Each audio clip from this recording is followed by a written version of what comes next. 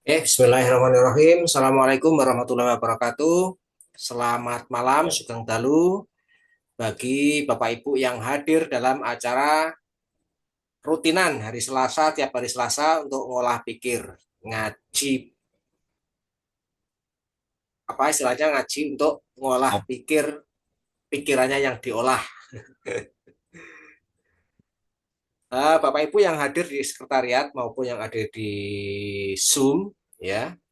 Dalam kesempatan ini materi dari Zoom yang akan dibawakan oleh Bapak Muhammad Sokes sebagai pembimbing di Lentera Hati ini adalah mengenali serta memahami kekuatan dan kelemahan diri.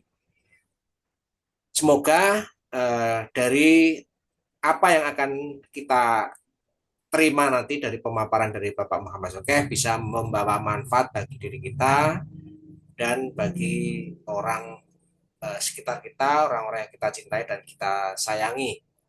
Untuk itu, marilah sebelum kita mulai lebih lanjut, kita berdoa terlebih dahulu sesuai dengan agama dan kepercayaan masing-masing.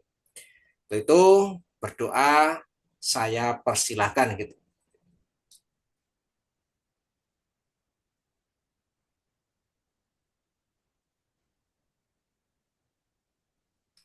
Selesai.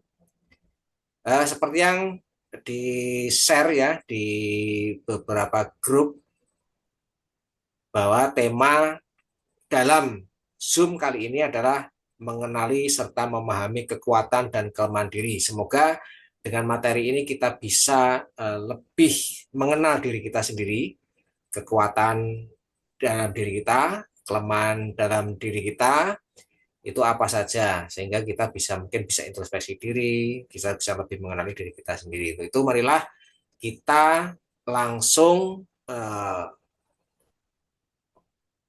waktunya kita langsung serahkan kepada Bapak Muhammad Sokel untuk memberikan pemaparannya.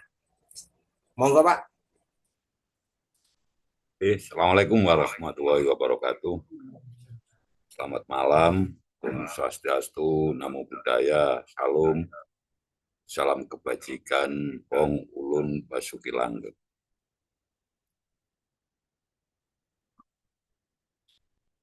Terima kasih, malam ini kita kembali bersama untuk bertukar pikiran, olah pikir tentang kelemahan dan kekuatan, utamanya bagi kita yang hidup di tengah masyarakat Jawa ini. Ini satunya tak keluar aku. Kita tahu bahwasanya di dalam masyarakat kita ini ada yang namanya pangkon. Pangkon ini bisa dikatakan sebagai titik kelemahan, ya, titik kelemahan apabila orang Nusantara pada umumnya, lebih-lebih kita sebagai orang Jawa, ini ketemu pangkon. Pangkon ini istilah yang diambil dari aksara Jawa. Ketika ketemu huruf vokal, A, U, E, O, dan sebagainya, ketika dipangkon, maka ini mati. Kematian yang jadi titik kelemahan kita di sini bukanlah mati secara jasad, ya, melainkan matinya suatu sifat. Apabila yang mati itu sifat buruk, maka dapat membuat kita bahagia. Begitu juga sebaliknya, apabila yang mati itu sifat baik, maka ini akan membuat kita sengsara atau mengalami sebuah kesusahan. Jadi kenapa kelemahan ini kita bahas? Agar supaya iso dadi pangiling-iling. Bisa jadi sebagai pengingat dan meningkatkan kewaspadaan kita. Apa saja sih sebenarnya kelemahan atau hal-hal yang bisa menjadikan pangkon di dalam diri kita? Yang pertama, kalungguhan. Kalungguhan ini dalam bahasa Indonesia artinya apa? Jabatan, kemewahan, kekayaan, dan sebagainya. Ya, seringkali kita ketemu orang-orang yang pada ini peduli pada orang lain, suka menolong orang lain, ramah, suka menyapa, murah senyum. Tapi begitu mendapatkan kalungguhan, mendapatkan kemewahan, mendapatkan jabatan, mereka ini berubah sifatnya 180 derajat. Yang semula ramah menjadi bengis. Yang semula simpati kepada apapun, empati pada orang lain berubah tidak peduli. Yang semula suka menolong jadi tidak suka menolong. Yang semula itu dermawan menjadi pelit. Ini berarti kalungguhan ini, jabatan ataupun kekayaan ini menjadi pangkon bagi kita. Menjadi pangkon bagi orang tersebut yang dalam artinya ini adalah akan mematikan sifat-sifat baiknya. Nah, yang pertama itu kalungguhan. Yang kedua ini yang pasti kita semua pernah merasakan, ya. Pangkon yang kedua, apabila kita tidak bisa memanage ini, maka akan menjadi pangkon, yaitu utang. Utang ini akan menjadi salah satu titik kelemahan atau pangkon bagi kita. Jika ketika kita memiliki utang ini belum lunas,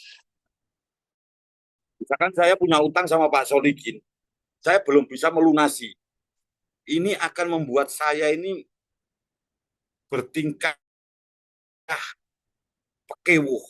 Apa pekewuh itu dalam bahasa Indonesia-nya apa? Aneh ya. Aneh di depan Pak Solikin. Maka utang ini ternyata juga menjadi pangkon bagi kita. Begitu juga ketika utang ini membuat kita menjadi orang yang apa? Berbohong. Serta mengatakan hal-hal yang tidak baik. Ini juga dapat menjadi pangkon, menjadi titik kelemahan kita. Contohnya ketika saya punya utang sama Kalim. Kalim datang ke sini, saya bilang, ya, sakjane mangono duit, Lim, tapi lah awakmu tekoni telat. Padahal nggak ada. Maka utang ini jadi pangkon bagi kita atau titik kelemahan kita. Begitu juga ketika kita juga berkata kasar. Nah, sering nggak orang-orang yang nagih utang terus dibisu-bisu sing duwe utang. Banyak kan? Nah, ini berarti utang ini menjadi pangkon, menjadi titik kelemahan bagi kita. Itu yang kedua. Adapun yang ketiga, tadi yang pertama tadi adalah kalungguhan, utang, yang ketiga ini kalodangan. Kalodangan itu dalam arti bahasa Indonesianya itu waktu luang, kesempatan. Ya. Kadang-kadang kita menganggap kelodangan, kelonggaran, kesempatan ini sepele banget. Ya. Tapi kalau kita menyepelekan waktu luang ini bisa menjadi bahaya. Memang benar ya katanya Romai Rama itu harus santai, hidup itu harus santai ya. Uh, satu hari dalam satu minggu kita harus santai. Tapi santai ini adalah apa? Fungsinya agar kita tidak terlalu tegang, agar kita tidak terlalu sepaneng ya bahasanya saya kira boleh. Sepaneng yang akhirnya bisa menyebabkan rungkat. Namun apabila kita itu terlalu bersantai, bersantai yang berlebih-lebihan, ini bisa menyebabkan atau menjadikan pangkon yang membuat mematikan sifat baik seseorang, termasuk kita. Karena apa? Ketika kita berlebih-lebihan bersantai atau bersantai dengan berlebihan, maka yang muncul ini adalah sifat malas. Karena sifat malas ini sudah muncul, maka ini pasti akan merugikan diri kita sendiri. Dan biasanya pangkon kelodangan ini akan muncul ketika kita sudah mencapai prestasi tertentu. Contoh kalim belajar terapi, wis iso muncul sikil wis weneng puas. Akhirnya santai nggak mau belajar lagi. Ya, padahal muncul sikil durung mari. Ya, kepuasan akan apa yang sudah dicapai dan telah merasa berhasil, ini akan menjadi pangkon rasa malas. Jadi pangkon tadi adalah kunci kelemahan kita atau titik kelemahan kita. Sudah rasa malas itu muncul, rasa-rasa lapo-lapo karena sudah merasa mencapai puncak. Ya enggak? Ibarat kita naik gunung, kalau kita sudah di puncak, terus kita santai-santai nggak mau turun, sebentar lagi kabut datang, kalau nggak gitu gas beracun muncul, apa kita nggak mati di atas gunung? Nah, contohnya seperti itu. Ya, jadi santai itu boleh dan perlu. Memang kita harus santai, rileks, tapi jangan sampai santai ini menyebabkan rasa malas tadi. Kalau sudah menyebabkan rasa malas, rasa lapo-lapo, maka yang terjadi adalah kita akan mati sifat baik kita karena pangkonnya dirasa malas. Yang keempat, aleman. Nah, aleman itu pujian, lem-leman lah, ini mungkin ini ngarani leman, pujian. Pujian ini kabeh wong seneng dipuji. Waduh kalim rek nggo anteng kaya Arjuna menek kates ketiban klopo. Nah, tapi ternyata pujian ini juga bisa menjadi pangkon atau titik kelemahan kita yang akhirnya membuat orang yang dipuji ini sifat baiknya mati. Pujian ini sebenarnya kita boleh senang dipuji, tapi dalam proporsi yang tepat. Tapi apabila ini terus-menerus ya dilakukan secara berlebihan, selalu apapun kita mengharap pujian, maka ini akan menjadi pangkon atau aleman ini atau pujian ini akan menjadi titik kelemahan kita. Karena apa? Kalau kita selalu mengharapkan pujian, maka apapun yang kita lakukan itu pasti memiliki yang namanya pamrih. Dan juga ini akan menjadikan kita itu sombong. Terus tidak mau mendengar kritikan, tuli terhadap kritikan. Karena selalu mendapatkan dan berharap pujian tersebut. Sehingga ketika ada yang mengkritik, ini menganggap orang itu membenci kita. Padahal sebenarnya pujian ini sirup, manis. Ya, diminum manis ya Pak Rezan ya. Tapi menyebabkan penyakit. Tapi kritikan ini obat jamu. Ya. Kalau diminum pahit. Ya. Sing legi mek jamu beras kencur jare kalim kula es beras kencur mau tak cari itu. Ya. Tapi kritikan ini adalah sebetulnya obat yang akan menyembuhkan kita dari sikap sombong, dari lupa diri dan sebagainya. Yang kelima, di Jawa itu ada istilah ojo milik barang kang melok. Nah, barang melok itu bukan berarti barang ikut ya. Barang melok ini adalah barang yang mencolok ya, mencolok kemewahannya, keindahannya kata Pak Solikin. Ini ternyata bisa mematikan karakter seseorang. Ya, barang yang mewah atau wanita cantik, laki-laki ganteng, kaya, gagah perkasa, ini dapat dikategorikan sebagai pangkon barang melok. Jadi pangkon ini berlaku juga bagi pria dan wanita, tidak hanya khusus pria. Wah, wong lanang lek ketok wong wedok ayu mripate gak iso ketip. Nah, padahal sebaliknya juga demikian. Cuman wong wedok itu kadang-kadang isi rada isin-isin.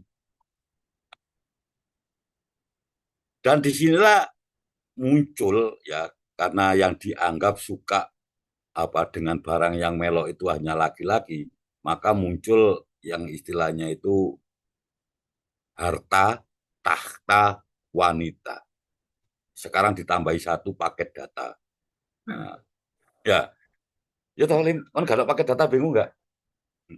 Ini dapat merubah sifat baik orang yang seseorang yang menjadi mati apabila tidak kuat menghadapi yang namanya harta, tahta, wanita, pria, dan paket data tersebut. Itu yang ke satu tadi, kelima. Yang keenam, ini semua orang suka. Pasti suka. Kalau saya nggak suka, karena begitu saya dapat langsung saya belanjakan duit. Nah, aku lihat takon, entak deh duit aja. Justru itu aku gak seneng duit jadi ini. Wong kok senengan itu lah. Begitu oleh tak kayak itu. Uang atau duit ini merupakan pangkon sebenarnya. Dan ini sudah nyata. Wis wis apa cetha kawelo-welo jare wong Jawa. Di dalam kehidupan saat ini, ya apalagi contoh ini mau pilkada, ya di dalam kehidupan berdemokrasi yang namanya apa duit atau uang ini biasanya berperan penting untuk mengamankan posisi seseorang. Kalim misalkan mau nyalon jadi Bupati Nastino, wis ngomong wis nang anak apa nang kampung-kampung. Ku yo aja lali nomor loro aku, nomor 18 Kalim calon nomor 18. Ke wong siji oleh 100.000. Yo mamu sing iso milih wong pira wong telu berarti awakmu oleh 300. Nah, ini adalah salah satu gejala atau tondo-tondo matinya sifat baik kita. Apalagi kita orang hidup yang di Jawa ini biasanya rasa sungkan itu gede. Apabila ada orang yang sudah memberikan bantuan berupa uang, maka meskipun seneng gak seneng orang ngerti apa-apa pokoknya milih iku. Krono wis dikei duit. Nah, jadi istilah kerennya money politik. Nah, itu di dalam dunia dalam kehidupan demokrasi. Di dalam kehidupan sehari-hari masih banyak kita jumpai apabila orang itu hanya mementingkan yang namanya duit tersebut. Jadi dulur ya dulur, duit ya duit. Nah, itu sering seperti itu. Nah, terus segala sesuatu juga begitu. Sopo sing bantu lebih, pasti orang ini apa diberikan porsi atau posisi yang lebih baik. Ya, wah wong iku di Agustusan umpamane. Kalim tadi panitia meneh ono kalim tok ya tadi. Kalim tadi apa panitia. Oh, Bu, iku lho, nyumbang 1 juta. Kok golekno kursi ning ngarep dhewe ya. Nah, itu biasanya masih seperti itu. Nah, ini adalah mematikan pangkon sifat kebersamaan tadi. Yang didelok mek duitmu piro. Nah, gitu. Wani piro. Ya. Jadi tidak ada semangat untuk mensejahterakan kebersamaan tadi ataupun mencapai kesejahteraan bersama. Yang ada orientasinya tetap pada yang namanya uang. Nah, biar ono lagu ini Astria itu uang, lagi-lagi uang. Nah, sing lagu itu berarti sak zaman sampai aku. Romerama no lagu ini apa? Rupiah ya. Wah, ada orang yang tak suka. Yang ke 7, titik kelemahan atau pangkon yang ketujuh itu kemareman. Nah, kemareman itu kepuasan. Nah, kemareman itu apa? Kepuasan. Ini juga berbahaya, apalagi bagi orang yang memiliki ilmu. Nah, orang yang sudah merasa dirinya berilmu dan dia merasa marem, puas, maka ini akan membuat orang tersebut tidak mau belajar lagi. Berhenti belajar. Padahal sebenarnya kebodohan itu dimulai pada saat kita tidak mau atau merasa sudah tidak perlu belajar lagi. Ya. Jadi orang yang berilmu tapi merasa dirinya itu sudah ilmunya sudah sundul langit, sudah nggak perlu belajar lagi, maka ini namanya kita mengalami ilmu kita akan menjadi pangkon kita, ilmu kita akan menjadi kelemahan kita. Kenapa demikian?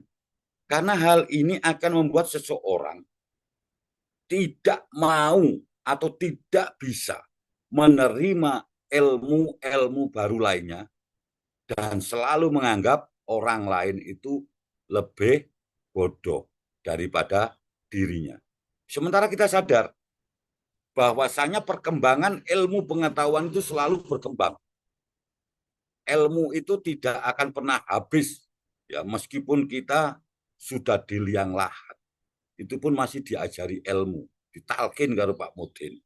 Ya begitu kita lahir diadani karo Bapak ya WDW.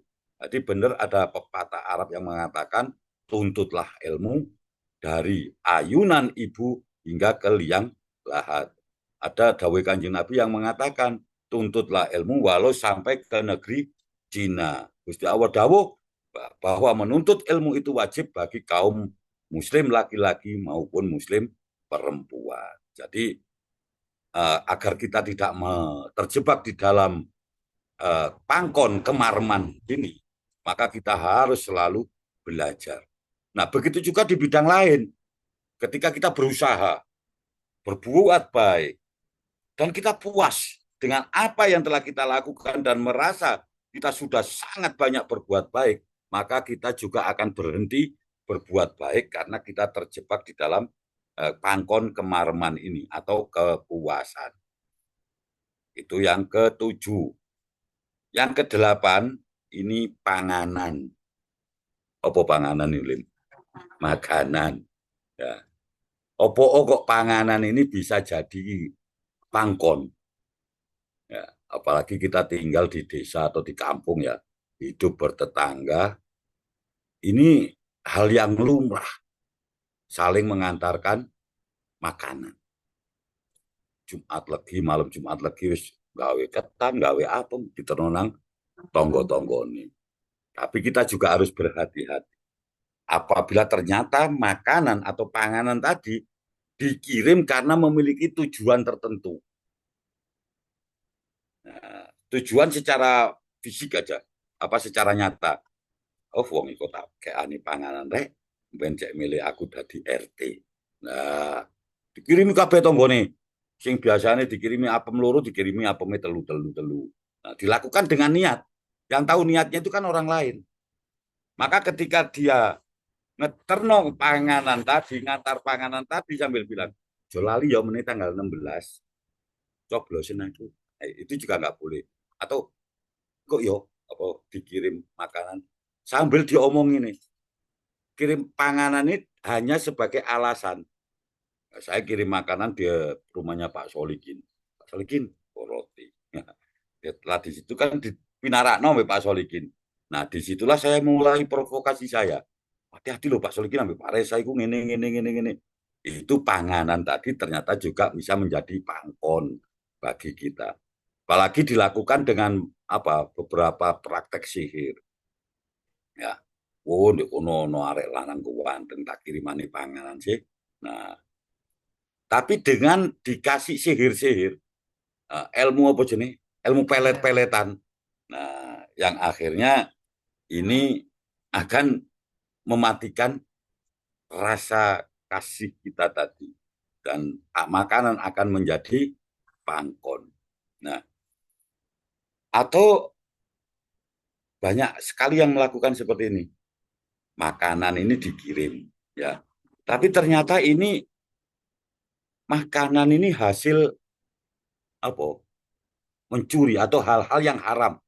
Contoh kita Muslim, yang Muslim dikirimi daging yang haram misalkan, itu juga nggak boleh. Ya, jadi apa jika makanan tersebut memiliki tujuan yang baik, maka akan mendapatkan kebaikan.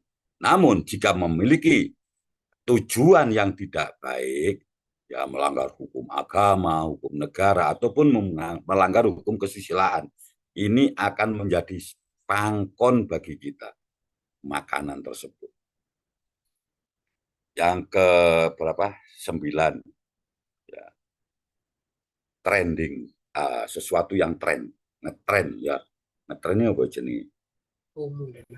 Banyak digandrungi, ya, viral. Ya, ini bagi orang-orang atau kita yang aktif di media sosial atau sosial media, maka tren ini atau yang viral ini juga bisa menjadi pangkon yang membuat sifat baik seseorang itu mati. Karena apa?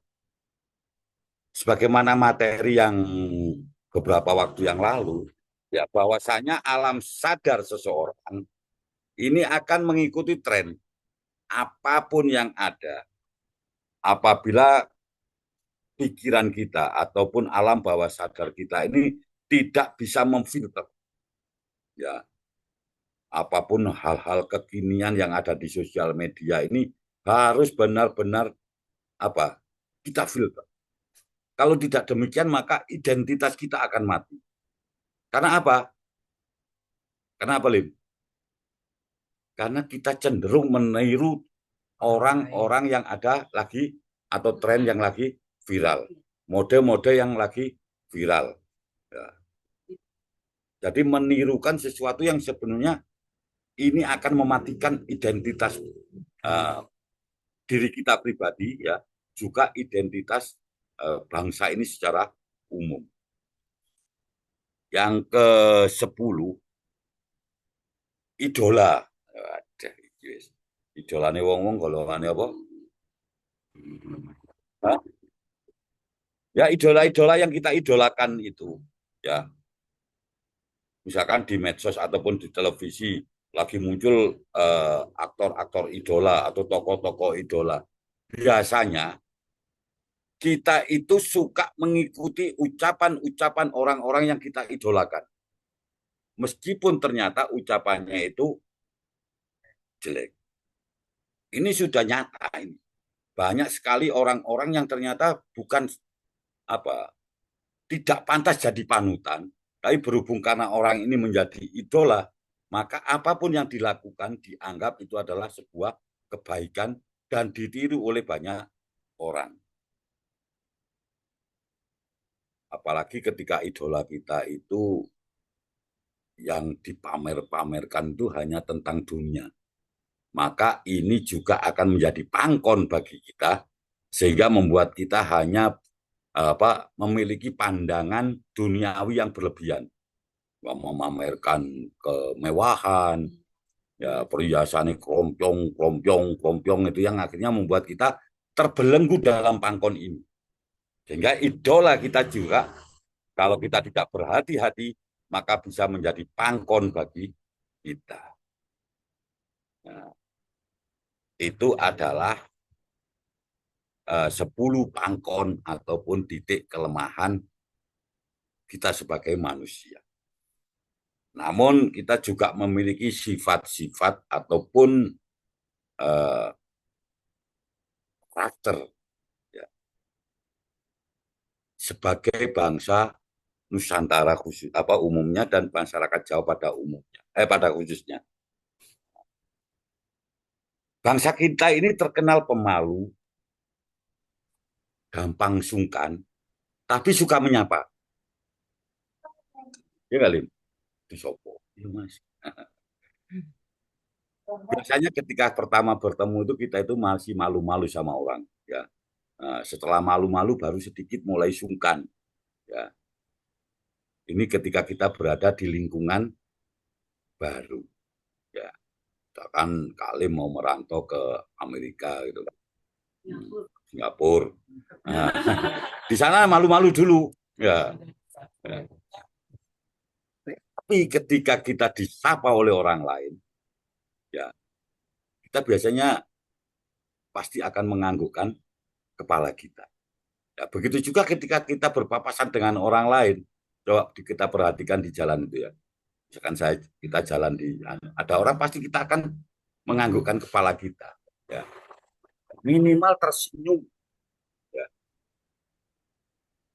Tapi kalau sudah kenal lama, wadah, bisa ngobrol berjam-jam. Makanya apa, ketika kita bertemu dengan teman lama kita atau sesama yang sudah kenal, nah di pos-pos kamling itu walaupun tiap hari ketemu, wes percakapan itu tidak akan pernah habis. Ceritane itu mesti ono ae. Mulai teko cerita apa zaman kolo kolo bendubian sampai zaman kolo ludro kolo sampai zaman modern, bahkan zaman sing durung tahu loh, sing durung apa sing akan datang sing durung ono sing ngono wis diceritakno. Besok lek terus ngene iki yo tahun sakmene iki Indonesia kate ngene ngene ngene. Oh, iku ya itu apa ya? Eh, tanda-tanda bahwa kita itu suka menyapa. Terus yang ke apa? Kedua itu sopan santun, menjaga sopan santun. Ya, menjaga sopan santun. Jadi sopan santun ini bukan hanya kepada yang lebih tua, ya, bahkan ke sebaya atau bahkan kepada orang yang lebih muda. Nah, ini selalu kita menjaga etika ketika kita berbaur di lingkungan masyarakat.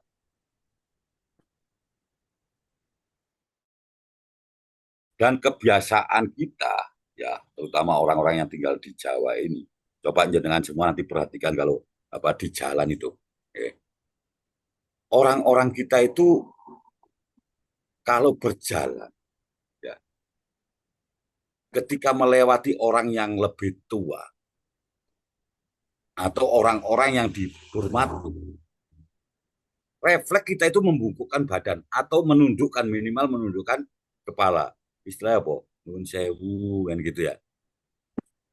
Permisi. Ini sebagai apa? Pertanda bahwa kita itu selalu menghargai orang lain dan dapat menempatkan posisi kita. Nah, jadi kita senantiasa tahu bagaimana cara kita bersikap. Misal sedang bertamu, kita harus bagaimana. Ketika menjadi tuan rumah, kita juga harus bagaimana. Nek wong Jawa itu lek dadi tuan rumah terkenal dengan apa gopo, sogo, longgo. Nah, nah, kalian berarti nggak kopi murah nih. Dan masyarakat kita atau kita biasanya itu terkenal apa? Kalem, ya. Kalem, santai, tenang, gak gampang tergesa-gesa, ora gampang gumunan, ora gampang kagetan. Nah, apapun dilakukan dengan santai, ya ada segala persoalan pun akan diselesaikan dengan kalem.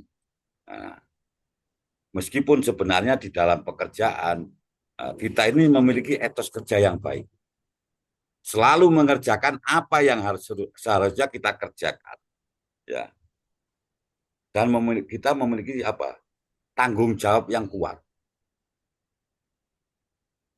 Orang Indonesia, orang Nusantara, terutama orang Jawa, ini terkenal di dalam disiplin manajemen waktu. Nah, ono wong Jawa ngaku Jawa tapi suka molor. Ya janji jam 4 atau jam 10, kaya kali ngono iku berarti itu wong Jawa. Ya, dan sepeda gak bawa duwe.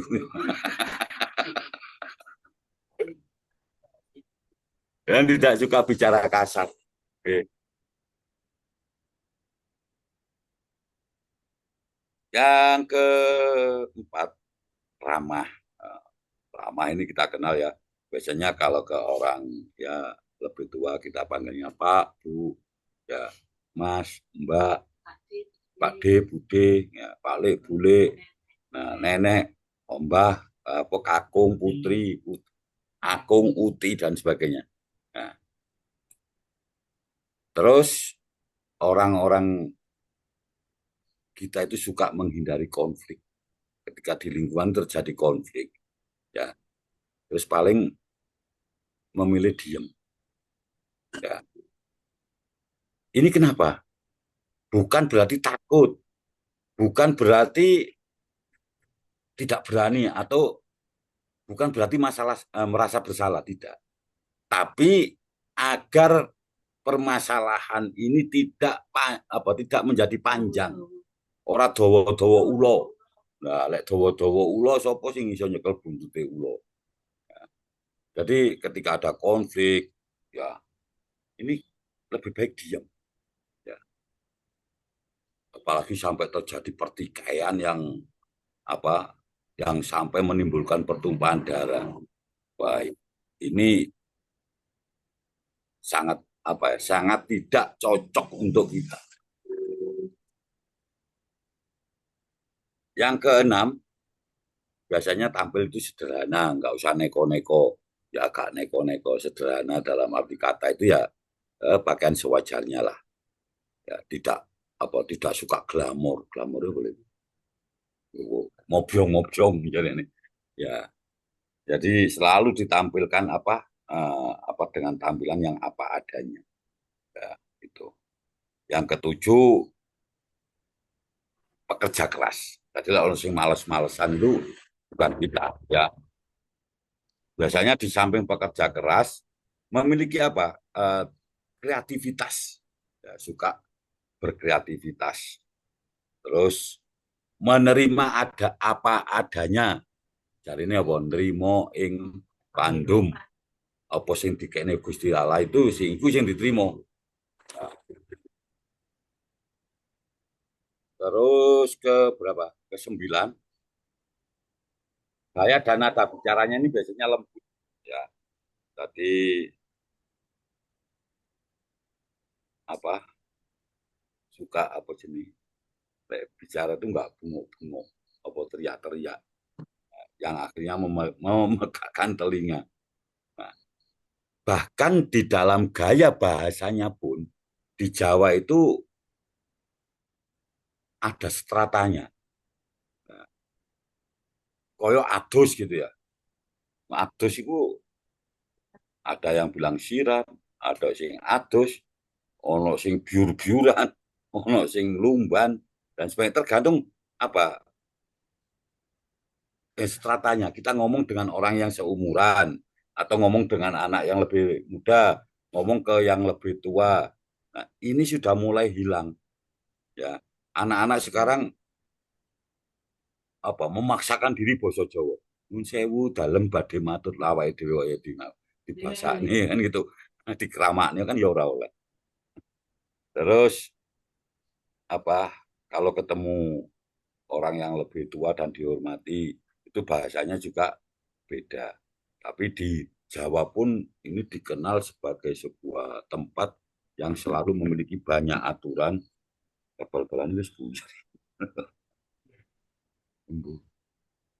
banyak aturan, ya mitos-mitos dan larangan-larangan ini. Ya, sebenarnya secara logika,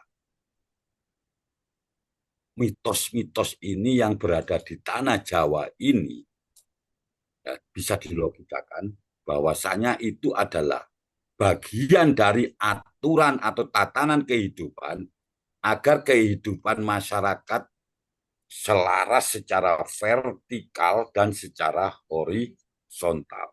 Jadi antara habluminallah, selaras dengan Tuhan dan selaras dengan kehidupan sesama. Terus kenapa kok ada mitos-mitos tadi? Nah, itu adalah sebagai bentuk tatanan kehidupan tadi.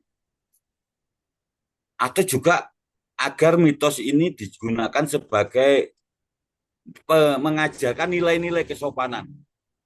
Ya, unggah-ungguh, toto kromo, dan ini semua agar tetap terjaga. Contohnya ya, ora ilok ngombe karo ngadeg. Yang berarti tidak baik minum sambil berdiri. Nah, padahal itu tidak sopan. Kalau di dalam agama bahkan itu sebagai sunnah Rasul. Ya, terus ora ilok lungguh ning ngarepe lawang, ya, ngedang-dangi mlaku. Ora oleh nyabu bengi. Nah, ora oleh mangan ajang laya. Engko lek dadi manten udan deres. Soalnya apa? Lek ajang laya iku gampang pecah. Nah, lek pecah wis gak iso nyambel. Rata-rata di dapure wong Jawa iku duwe laya mek siji. Orang ono wong nyimpen layar sampai pitu. Lek gak bakul, ya. Itu orang elok itu, ya. Terus luwes tidak canggung, ya. Jadi bisa menyesuaikan, ya. Tidak saklek. Lek ini kudu ngene itu nggak boleh. Apa bukan kita? Memegang tradisi, ya. Memegang tradisi dan budaya. Kita tahu masyarakat Jawa itu meskipun ada di rantau, ya di Lampung, Pak Solikin misalkan ya. Ya, orang-orang Jawa itu tetap memegang tradisi-tradisi yang ada di Jawa. Ya, apa contohnya sebagai bentuk syukur, lek katene panen, selamatan, brokoan, bayi, terus kate nyunatno, selamatan, sembarang diselamati wong Jawa. Penak pokoknya dadi wong Jawa sembarang mangan. Nah, pokok mangan wis. Ono wong mati mangan, ono wong bayi mangan, ono wong mantu mangan, ono sunatan mangan, ono tanggane lulus ujian mangan, ono anake tanggane lulus SD mangan. Pokok kataman mangan, pencuma lagi mangan wis. Terus ini kita juga mengenal suka berkumpul dan suka menolong. Ada peribahasa ataupun apa kata-kata bahasa Jawa yang kita kenal ya. Mangan ora mangan sing penting kumpul. Nah, jadi ketika keadaan sulit maupun keadaan senang, sebisa mungkin terus bersama-sama. Ya, jadi tidak mangan ora mangan pokoknya ngumpul tadi opo gembrubyung dari jero enggak. Istilahnya enggak seperti itu. Dalam keadaan sulit maupun dalam keadaan senang, tapi tetap selalu berusaha untuk bersama-sama. Dan juga ini bisa dimaknai di dalam kehidupan itu kita harus selalu tolong menolong, ya, saling membantu jika ada saudara yang sedang keadaan susah, ya, tolong menolong di sini tentu saja tolong menolong sing tanpa pamrih, tanpa imbalan, ya. Dan ada kata-kata lagi yang selalu dikatakan oleh orang tua kita, urip iku kudu migunani tumrape liyan, ya. Jadi kita harus berusaha untuk bagaimana selalu berguna bagi orang lain. Tadi sudah tata bahasanya berdasarkan nilai-nilai kesopanan tadi juga sudah. Terus ini yang sebetulnya mengandung sebuah makna meskipun kita tanpa sadar. Di masyarakat kita itu ada kebiasaan muluk. Muluk itu, Bo, makan tanpa sendok. Nah, ini ternyata ketika kita makan sendok, ya, makan tanpa sendok, maksudnya, ya, ini ternyata di tangan kita itu ada enzim-enzim yang bisa menyehatkan. Nah, jadi jangan disangka sendok itu lebih bersih daripada tangan kita. Nah, bahkan di dalam spiritual Jawa, orang yang suka makan mulu ini akan bisa mudah terhindar dari sihir-sihir negatif. Nah, itu. Soalnya begitu kayak gini, ono setan takut kampung. Dan kebiasaan ini ada sejak zaman nenek moyang kita. Ya. Jadi biasanya kita itu ngumpul kalau di apa sekarang itu ono itu loh apa bancaan ya sing apa piring apa godong Om Budowo itu sekarang wis mayoran jadi kole mayoran mayoran terus apa bancaan lim mayoran ini mangan bareng-bareng kan sama itu jadi meskipun muluk ini kelihatannya sederhana tapi ternyata ada banyak kandungan filosofi dan juga sebagai penolak bala ketika kita memahami tentang spiritual Jawa. Jadi wong lek mangan seneng muluk gak bakalan kena santet. Orang yang suka makan muluk maka medan energinya akan selalu positif.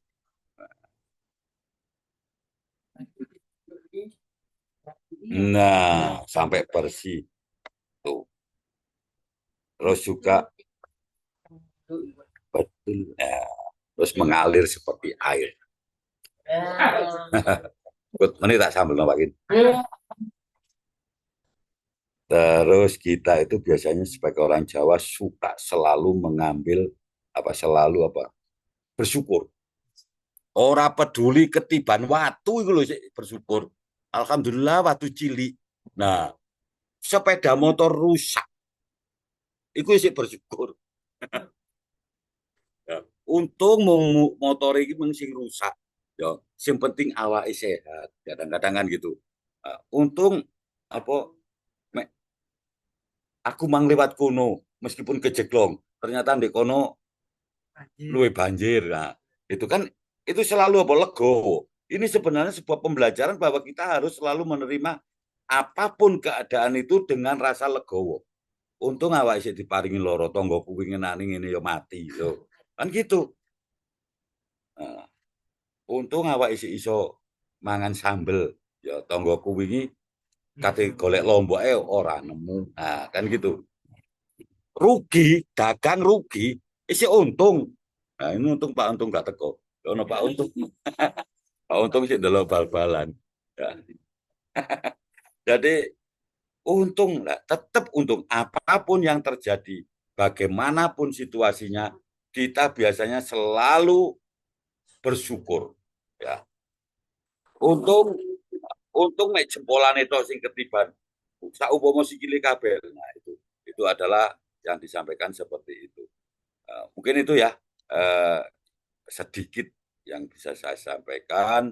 Mudah-mudahan ada guna dan manfaatnya. Dan terima kasih atas kehadirannya. Ada kurang lebihnya saya mohon maaf. Saya kembalikan ke moderator. Ya. Wabillahi taufiq wal hidayah. Assalamualaikum warahmatullahi wabarakatuh. Waalaikumsalam warahmatullahi wabarakatuh. Demikian Untuk tadi pemaparan tentang materi yang disampaikan oleh Bapak Muhammad Sokeh sebagai pembimbing dari Lentera Hati ini.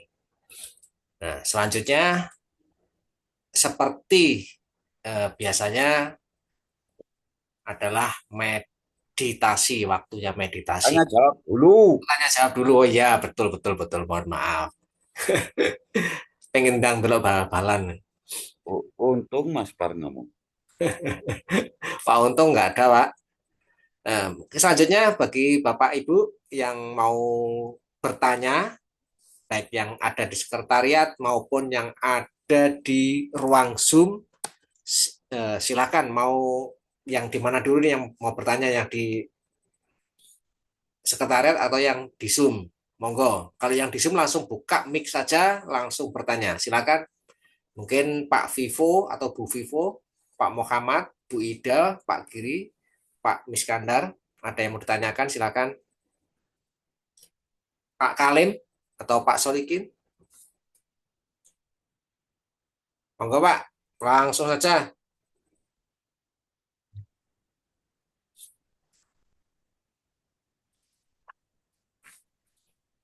Kalau nggak ada kita langsung meditasi Kalau dulu. nggak ada, makan bakso dulu. Yang mau ke sini tak kasih bakso. Bakso ikan nila, Bakso tuna, bakso tuna. tuna rungu.